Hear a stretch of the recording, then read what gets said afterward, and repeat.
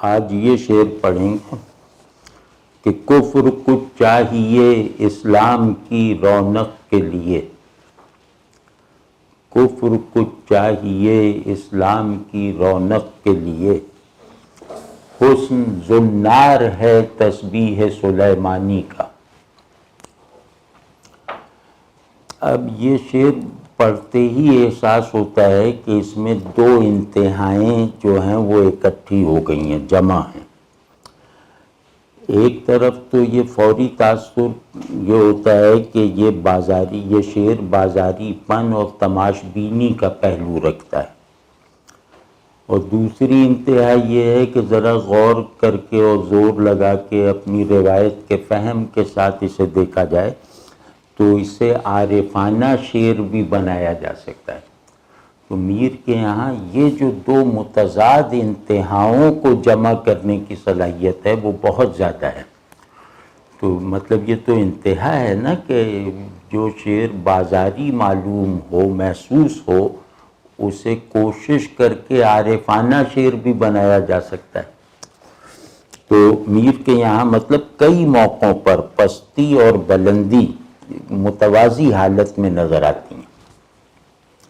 تو بعض اوقات سوقیانہ لہجے میں، بازاری لہجے میں وہ کوئی ایسا احساس یا خیال بیان کر دیتے ہیں جسے مطلب بڑا مفہوم دیا جا سکتا ہے، بڑے معنی بھی دیے جا سکتے ہیں۔ تو ان کی عادت ہے کہ وہ آسمانی کو زمینی بنانے کی کوشش کرتے ہیں، اور اس عمل میں بعض اوقات اتنا مبالغہ کر دیتے ہیں کہ شعر میں صنائی یعنی کرافٹسمین شپ اور فنکاری کے کمالات پر واہ واہ کرتے ہوئے بھی ایک کراہت کا احساس ہوتا ہے، یعنی وہ واہ واہ بھی کر رہے ہیں اور اس کے مضمون سے کراہت بھی محسوس ہو رہی ہے۔ یہ میر کی ایک عجیب سی بات ہے۔ تو جیسے اس شعر ہی کو دیکھ لیجئے، پہلا تاثر یہ بنتا ہے کہ میلے ٹھیلے کی سطح کا ذوق جمال رکھنے والا کوئی شخص بس ایک جھونک میں اسلام پر طبع آزمائی کر رہا ہے، اور اپنے تصور حسن کو جو زیادہ حد تک بازاری ہے، اپنے تصور حسن کو اسلام کے جمال حق کے نظام ظہور پر اپلائی کرنے پر مصر ہے۔ لیکن یہ آدمی ایک ولگر ذوق جمال رکھنے کے باوجود، یعنی ادراک جمال میں بری طرح ناقص ہونے کے باوجود، اپنی بات کے اظہار پر ایک نادر جمالیاتی قدرت رکھتا ہے۔ اس کے اظہار میں ایسی چابک دستی ہے کہ اس شعر کو پڑھنے والا اس میں سے بڑے معانی نکالنے پر مجبور سا ہو جاتا ہے، حالانکہ وہ جانتا ہے کہ ایسے اشعار محض ٹھٹول میں کہے جاتے ہیں، ان کی کوئی خاص معنویت نہیں ہوتی۔ جیسے اس شعر میں ایک غیر سنجیدہ لا تعلقی کے ساتھ، غیر سنجیدہ پہ زور دے رہا ہوں، ایک لا تعلقی سنجیدہ ہوتی ہے اور ذہن کے بہترین فیصلے کا نتیجہ ہوتی ہے، اور ایک لا تعلقی لاپرواہی سے ہوتی ہے یا کسی اونچی چیز سے اپنے گھٹیا پن کو بچانے کے لیے ہوتی ہے۔ تو اس کو کہہ رہے ہیں کہ غیر سنجیدہ لا تعلقی۔ تو اس غیر سنجیدہ لا تعلقی کے ساتھ ایک آدمی اسلام کی مذعومہ خشکی، جسے وہ خشکی سمجھتا ہے، اور بے رنگی کو رنگا رنگ بنانے کا نسخہ تجویز کر رہا ہے۔ یہ وہ آدمی ہے جسے خدا اپنی تنزیہ یعنی ٹرانسینڈنس اور حاکمیت کے ساتھ اچھا نہیں لگتا، اس لیے وہ خدا کو جیسے بت بن جانے کا مشورہ دے رہا ہے۔ ایک خاص طرح کی لایانیت رکھنے والے صوفیانہ پرسپیکٹو میں اس شعر سے یہ مفہوم نکالنا کوئی بڑا تکلف نہ ہوگا کہ اس میں تنزیہ و تشبیہ کا اوریجنل توازن بحال کرنے کی طرف اشارہ کیا گیا ہے، یعنی تنزیہ کو ضرور مانو مگر تشبیہ کے الوہی اصول کو بھی ساتھ ساتھ نظر میں رکھو۔ لیکن یہاں کفر کے لفظ کا استعمال اس مفہوم کو اخذ کرنے کے لیے درکار ایک سازگار ماحول کے باوجود ایسا سمجھنے کے راستے میں بڑی رکاوٹ ہے۔ اس لفظ کی یعنی کفر کی وجہ سے محسوس ہوتا ہے کہ اسلام کی بے رونقی ختم کرنے کے لیے اسلام کو خودکشی کی دعوت دی جا رہی ہے کہ اس طرح کچھ رونق لگ جائے گی۔ یہ ٹھیک ہے کہ کفر ایک عرفانی اصطلاح بھی ہے جسے شاعری میں کثرت سے برتا گیا ہے۔ اس اصطلاح کا جنم ایک مخصوص حلقے میں ہوا ہے جو پیغمبرانہ دین سے خوش نہیں تھا، بالکل ایسے ہی جیسے چمگادڑیں سورج سے خوش نہیں ہوتی۔ ان لوگوں نے ظاہری، باطنی، مجازی، حقیقی وغیرہ کے مطلق تناظر بنا کر ایک طرح کا انارکزم پھیلایا جس کا اصل بلکہ واحد ہدف نبوت تھی اور نبی کا لایا ہوا دین تھا۔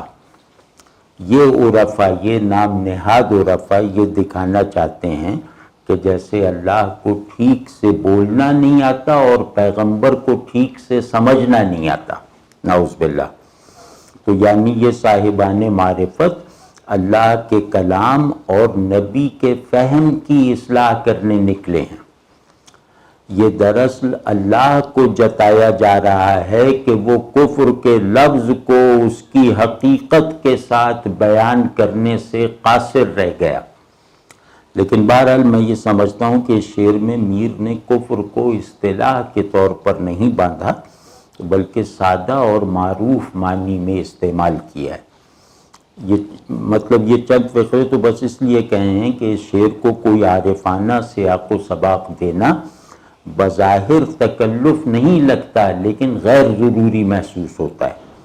ہاں، تنزیہ و تشبیہ کا معیاری صوفیانہ مبحث اس شعر میں واضح طور پر موجود ہے، مگر خدا چونکہ میر کا کوئی مسئلہ نہیں ہے لہٰذا وہ ساری بات کو ناسمجھی کے غلاف میں لپیٹ کر تماش بینی کی سطح پر کھینچ لائے ہیں۔ شعر کا مضمون تو بس اتنا سا ہے کہ کفر نہ ہو تو اسلام بھی مرجھا جائے، بے رونق ہو جائے۔ تو یہ بات دو زاویوں سے دیکھی جا سکتی ہے کہ اسلام کے ادراک اور اس بات کے لیے کفر کا وجود ضروری ہے۔ دوسرا زاویہ یہ ہے کہ خود اسلام کو زندہ اور پرکشش رہنے کے لیے کچھ نہ کچھ کفر کو اپنے اندر قبول کرنا چاہیے۔ میر یہ کہہ رہے ہیں۔ دوسری بات تو اس خیال کی چاہے تو ایک فلسفیانہ توجیہ کر لیں کہ ہر چیز اپنے ضد یعنی اپوزٹ کی بھی حامل ہوتی ہے، لیکن اس طرح کی توجیہ ان مل اور بے جوڑ ہوگی۔ مثلا یہ کہنا تو درست ہے کہ وجود میں عدم بھی گندھا ہوا ہے، لیکن اس کی بنیاد پر یہ دعویٰ کہ اسلام میں غیر اسلام بھی شامل ہے ایک بے معنی بات ہوگی۔ وجود تخلیق ہے اور تخلیق زمانیت اور مکانیت کے اصول پر ہونے کی وجہ سے اپنی نفی کے عنصر کی بھی حامل ہوتی ہے، لیکن اسلام ہدایت ہے اور ہدایت میں اس کے انکار کے پہلو کو داخل سمجھنا خود ہدایت کی ماہیت سے مکمل بے خبری کی دلیل ہے۔ ہاں، یوں کہا جا سکتا ہے کہ ہدایت اس دنیا کا قانون ہے جہاں چیزیں اپنے ازداد سے پہچانی جاتی ہیں، یعنی اسلام کی شناخت کے لیے کفر کا حوالہ ضروری ہے۔ یہ بات کہی جا سکتی ہے اور اسے ٹھیک بھی مانا جا سکتا ہے۔ تو بہرحال اس شعر میں رونق کا لفظ بہت اہم ہے، گو کہ تماش بینی کا عنصر بھی اسی لفظ سے پیدا ہوا ہے، لیکن پھر بھی رونق کی یہاں کچھ معنوی سطحیں ہیں۔ مثلا نمبر 1، رونق کا مطلب ہے دھوم دھڑک کا، چمک دمک، رنگینی، رنگا رنگی۔ دوسرا اس کا مطلب ہے تازگی، پھیلاؤ اور قبولیت پر اکسانے والی کشش۔ اور تیسرا اس کا مطلب ہے بقا، کمال، عروج۔ یہ تینوں رونق کے مستند مفاہیم ہیں۔ تو میر نے رونق کے یہ سارے معنی شعر میں صرف کر دکھائے ہیں۔ دھوم دھڑکے سے لے کر تکمیل اور بقا تک سب مدارج طے ہو گئے ہیں، لیکن اتنا خیال رہے کہ رونق کے تمام مفاہیم اظہار اور نمائش کی کیٹیگری سے ہیں، یعنی کفر اسلام کے ظہور اور پھیلاؤ میں معاون ہے، اس کی حقیقت تک کفر کی پہنچ نہیں ہے۔ تو اسی طرح رونق کا جوہر جمالیاتی ہے، یعنی ایمان و اسلام کی جمالیاتی تشکیل کے لیے کفر کی آمیزش مفید ہے۔ اس فقرے سے کوئی غلط فہمی نہ پیدا ہو، اس لیے یہ وضاحت ضروری ہے کہ رونق کا لفظ حسن کی ایسی رنگا رنگی کے لیے استعمال ہوتا ہے جو آنکھ کا موضوع ہے۔ اس پہلو سے پہلے مصرعے کا مطلب یہ ہوگا کہ اسلام کو ان بدلتے ہوئے جمالیاتی مظاہر کو بھی اپنی شرط پر قبول کر لینا چاہیے جو کفر کی روایت سے خاص ہیں۔ اب یہ سب میں شعر کی شرح میں کہہ رہا ہوں۔ کفر کی روایت، جب ہم کہتے ہیں کفر کی روایت تو کفر کی روایت وحدت فی الکثرت کی روایت ہے۔ یہاں وحدت شعور ہے اور کثرت وجود، اس بات پہ بعد میں غور کیجئے گا۔ تو جبکہ اسلامی روایت اس کے برعکس ہے، یہاں وحدت وجود ہے اور کثرت اعتبار یعنی شعور۔ وحدت امر وجودی ہے، کثرت شعوری تعینات ہیں۔ تو جب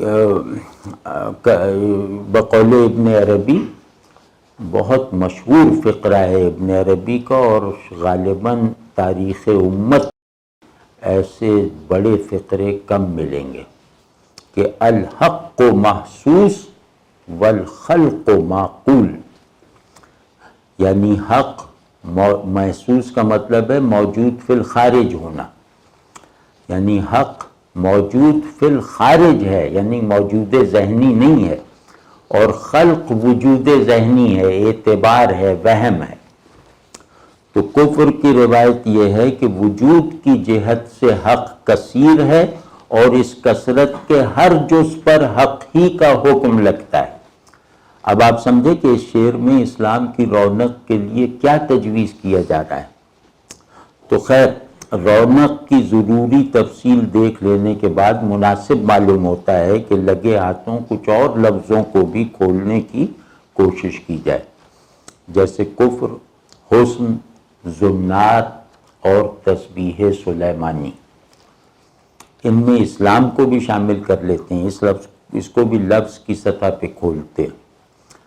اسلام کا مطلب ہے دین توحید جس میں تنزیہ غالب ہے تشبیہ پر، یعنی الہ واحد سے تعلق کی ہر نوع میں اس کا وراء الورا ہونا کسی بھی حال میں اوجھل نہیں ہونا چاہیے۔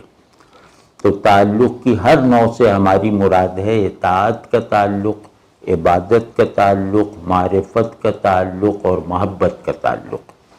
تو اللہ حاکم ہے تو اپنی شان تنزیہ کے ساتھ یعنی غیب میں ہے، معبود ہے تو اپنی ورائیت کے ساتھ یعنی غیب میں ہے، معلوم ہے تو ماورائے علم ہونے کے حتمی ادراک کے ساتھ، اور محبوب ہے تو فراق و وصال کے پورے ماحول اور تمام تر احوال میں بھی اس کا مطلق غیاب اور تنزیہ محض برقرار رہتی ہے۔ اور اچھا یہ ایک بات اور بتا دوں کہ کفر کا ایک مطلب ہے ڈھانپنا اور چھپانا، اور دوسرا مطلب ہے جھٹلانا اور انکار کرنا۔ لیکن ایک تیسرا مطلب بھی ہے جو چھپانے اور جھٹلانے کا اپوزٹ ہے، وہ مطلب ہے دیکھنا دکھانا اور حسی اقرار۔ میر نے کمال یہ دکھایا ہے کہ کفر کے ان متضاد مطالب کو یکجا کر دیا ہے، گویا تضادات میں ایک تالیفی وحدت پیدا کر دی ہے۔ کفر ڈھانپنا ہی ہے مگر یہ غیب اور تنزیہ کو ڈھانپتا ہے اور شہود و حضور کو دیکھتا دکھاتا ہے۔ اسی طرح کفر انکار ہی ہے مگر غیاب مطلق اور تنزیہ محض کا انکار، جس کے نتیجے میں تنزیہ کی حیثیت تشبیہ کے مخفی امکانات کی رہ جاتی ہے، یعنی غیب بھی شہود کا کانٹینٹ بن جاتا ہے۔ یہ بہت اہم بات ہے، اس پہ غور کیجئے گا۔ اس بات کو اچھی طرح سمجھیں کہ غیاب اور تنزیہ وجود حق کی ضرورت ہے اور شہود و تشبیہ شعور حق کی۔ کفر کی منطق یہ ہے کہ حق اوجھل ہو کر تصور ہے اور حاضر ہو کر وجود۔ تو آپ نے دیکھ، یعنی آپ سمجھیں نا، کفر کہتا ہے تشبیہ وجود ہے، تنزیہ تصور ہے۔ ہم کہتے ہیں تنزیہ ذات ہے، تشبیہ جو ہے وہ تصور ہے۔ تو آپ نے دیکھا کہ کفر صرف حجاب ڈالنا ہی نہیں ہے، حجاب اٹھانا بھی ہے۔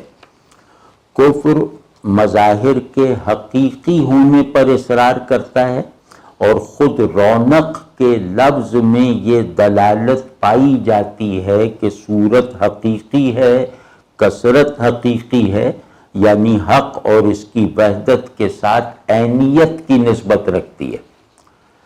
حسن کا بھی آخری مطلب یہی ہے کہ صورت حقیقی ہے۔ اس اعتبار سے کفر اور حسن کا معنوی مادہ ایک ہے، یعنی ظاہر حقیقی ہے۔ یہ حسن وہ اظہار ہے، یہ جناب یہ کیونکہ ایک فلسفے کی کلاس ہے نا، تو اس میں شاعری کو جیسے فلسفیانہ انداز میں، تو اگر یہ بار بن رہا ہو تو میں یہاں روک دوں گا، وہ کوئی حرج نہیں۔ تو جاری رکھتے ہیں اس کو۔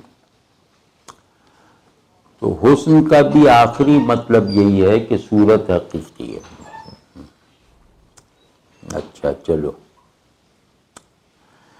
تو حسن وہ اظہار ہے جو اخفا کو بامانی اور پرکشش بناتا ہے۔ اسے تسبیح سلیمانی کا زنار کہنے کا ایک مطلب یہ بھی ہے۔ گو کہ شعر میں تسبیح صبح کے معنی میں ہے، تاہم اس لفظ سے ذہن خود بخود تسبیح کے اصل مفہوم کی طرف منتقل ہو جاتا ہے، یعنی سبحان اللہ کہنا، جس کا مطلب ہے کہ اللہ ہر نقص، ہر عیب، کل ظہور اور تمام صورتوں سے ماورا ہے۔ تاہم اس تمام تر ماورائی کے باوجود اللہ ظاہر بھی ہے اور اس کا یہ ظہور اس کے جمال کا تقاضا ہے۔ تو جمال کی ماہیت ایمان بالغیب پر اصرار کرنے والے نہیں بوجھ سکتے بقول میر، کیونکہ یہ لوگ صورت کو نقص اور عیب سمجھتے ہیں۔ کفر اہل ایمان کی اس کمزوری کا ازالہ کر سکتا ہے کیونکہ یہ صورت کو حق کے ساتھ وجودی نسبت دیتا ہے۔ ہم صورت کو حق کے ساتھ شعوری نسبت دیتے ہیں۔ تو میر خالص ہندوستانی تھے، پھر اوپر سے ایک خاص مسلک بھی رکھتے تھے، یعنی ان کے یہاں اینتھروپومارفزم دو آتشہ ہو گیا تھا، اور اس کے ساتھ ساتھ ان کے اندر ذوق شرک کا ایسا وفور تھا جو خدائے واحد کی معبودیت کو بھی اپنی لپیٹ میں لے لیتا تھا۔ توحید سے ان کی عدم مناسبت کو ایک پاپولر اور بازاری قسم کے وحدت الوجود نے اور بڑھا دیا تھا۔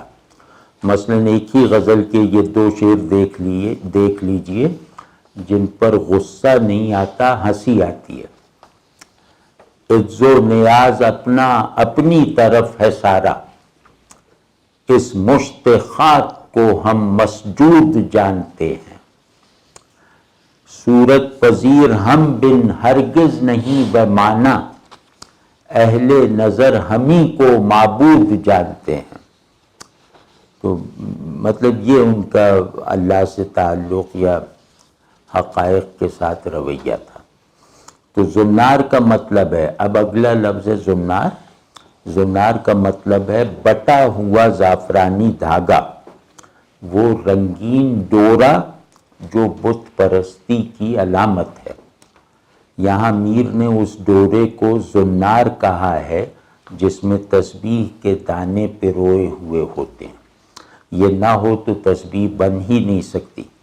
اب یہاں حسن کو اگر تشبیہ کے مفہوم میں لیا جائے تو بات بالکل صاف ہے کہ تنزیہ کا اسٹرکچر تشبیہ کی زمین پر بنتا ہے، لیکن اس بات کو ماننے کے لیے کفر کی کوئی ضرورت نہیں ہے۔ یہ تو اہل اسلام بھی مانتے ہیں۔ تشبیہ و تنزیہ کے اس اسلامی تصور کو اگر شعر کے مجموعی مفہوم سے خارج نہ کیا جائے تو یہ کہا جا سکتا ہے کہ میر مسلمانوں میں مروج اس تصور کو کفر یعنی بت پرستی کی کسی قدر قبولیت کی سند اور دلیل بنا رہے ہیں۔ تو یہاں حسن کی وجودی نسبت بت سے ہے اور اعتباری نسبت اللہ سے۔ حسن اظہار ہے بلکہ کل اظہار، کل اظہار نہ ہو تو کل اخفا بے معنی ہے۔ اب آپ کچھ سمجھے کہ اس بات کا مطلب کیا ہوا؟ یہی کہ غیب محض کو ماننے کے لیے شہود مطلق کا اس بات ضروری ہے، یعنی خدا پر ایمان کے لیے بتوں کو ماننا بھی ضروری ہے۔ اس اصول سے میر یہ نتیجہ نکال رہے ہیں۔ تو حسن اور اللہ کی نسبت ذہنی ہے، جبکہ حسن اور بت کی نسبت واقعی ہے، کیونکہ یہاں حسن کو بھی دیکھا، حسین کو بھی دیکھا۔ جمال حق میں جمال کو دیکھا ہے، جمیل کو نہیں دیکھا۔ تو اس لیے جمال الہی کے تصور کو حقیقی بنانے کے لیے بتوں کے حسن کا ادراک اور اقرار ناگزیر ہے، کیونکہ اللہ اور صنم دونوں سے تعلق پرستش کا ہے۔ اس لیے خدا پرستی میں ایک حسی وفور پیدا کرنے کے لیے بت پرستی کی ٹھوس روایت کا ایک معاون کردار ضرور ہے۔ تو بت پرستی کا ذوق خدا پرستی کو پرستش کے فطری اور نفسیاتی میکینکس سے ہم آہنگ رکھتا ہے۔ یہ بھائی پھر کہہ رہا ہوں کہ اس شعر میں یہ ہے، میں نہیں کہہ رہا۔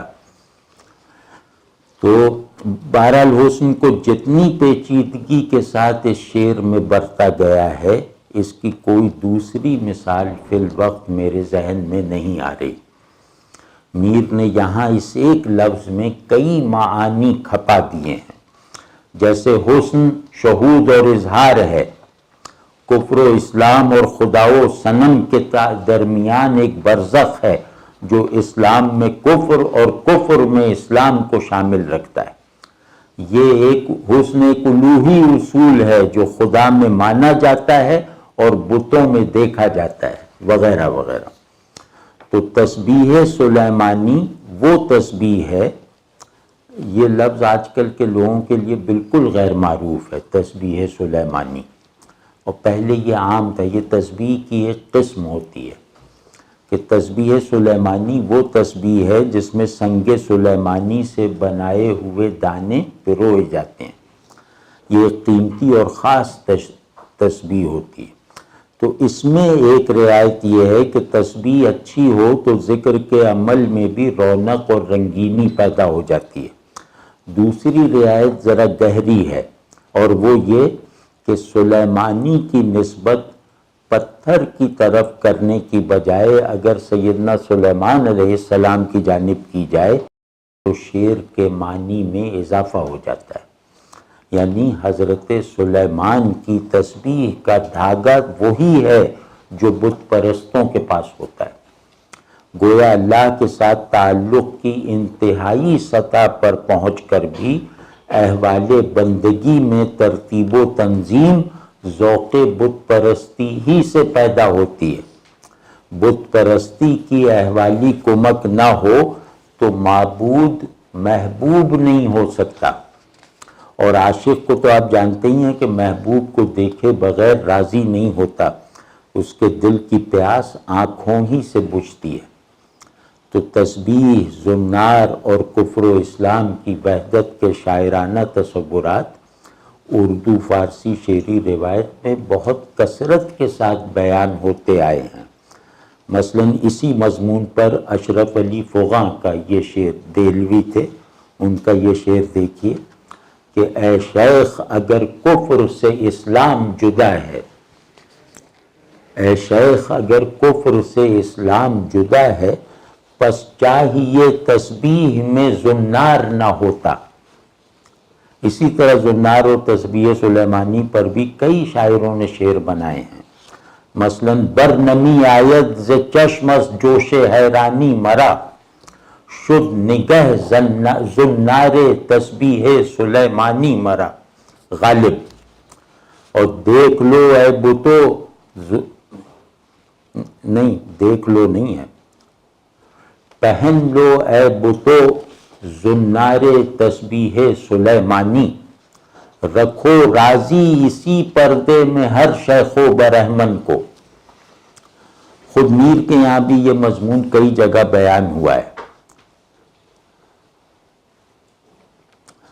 گو فہم نہ ہو کفر کی اسلام سے نسبت، گو فہم نہ ہو، فہم نہ ہو کا مطلب ہے سمجھ میں نہ آئے، گو فہم نہ ہو کفر کی اسلام سے نسبت، رشتہ ہے عجب صبح و زنار میں صاحب،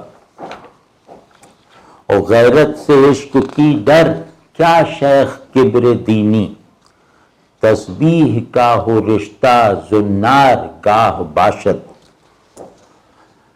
اور علم کو کب ہے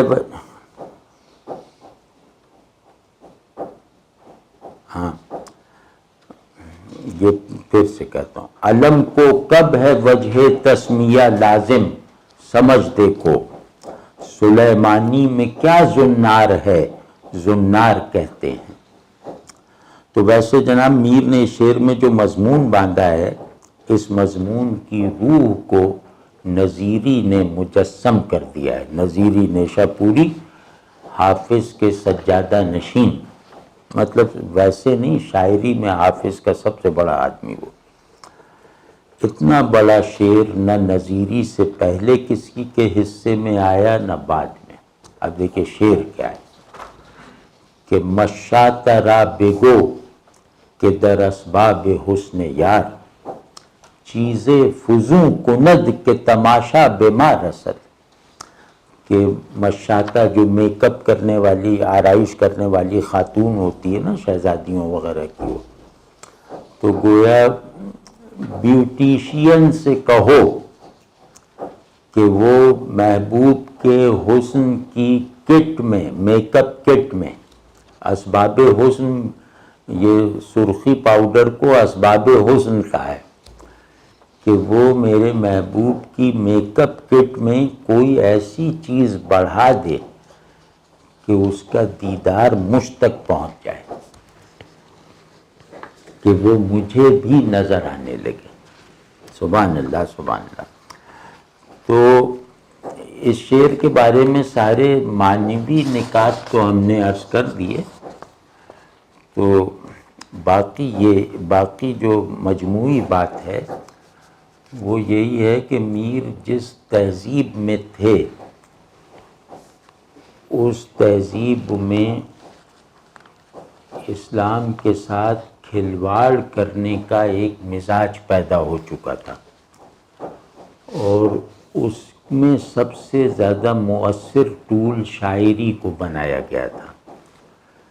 تو اور وحدت الوجود کے ایک بازاری بیان کو، وحدت الوجود، معیاری وحدت الوجود اللہ کی تنزیہ کو ہر صورت میں ملحوظ رکھتا ہے، لیکن جو ایک ہندو اثرات سے ایک وحدت الوجود پیدا ہوا جس نے اللہ کی یا حق کی تنزیہ کو غارت کر دیا اور یہ کہا کہ جو نظر آتا ہے وہ خدا ہے، جو نظر نہیں آتا وہ تصور ہے اور معدوم ہے۔ تو اس پوری فضا میں جہاں آنکھوں پر سارا بوجھ ڈال دیا گیا ہو، وہاں ایسے ہی شعر کہے جاتے ہیں۔